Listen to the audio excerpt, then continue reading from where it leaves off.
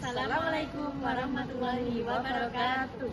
Tidak nepangaken kula Devita Kurniasuti saking TKJ Universitas Negeri Yogyakarta. Kula Ausian Ramadhani saking TKJ Universitas Negeri Yogyakarta.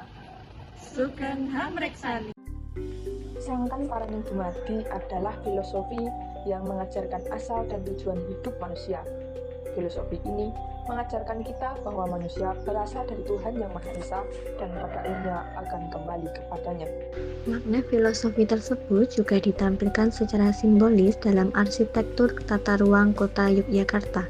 Tata ruang kota Yogyakarta mengingatkan perjalanan menuju Sangkan Paraning Dumadi, yaitu perjalanan dari Panggung Krapyak menuju Keraton dan dari Tugu Golonggilik menuju Keraton.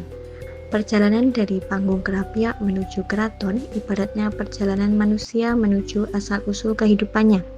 Begitu pula perjalanan dari Tugu Golonggilik menuju Keraton bagaikan perjalanan menuju ke tujuan hidup manusia. Setiap langkah dalam hidup harus dijalani dengan penuh kesadaran dan tanggung jawab, mengingat asal kita dari Tuhan dan tujuan kita kembali kepadanya.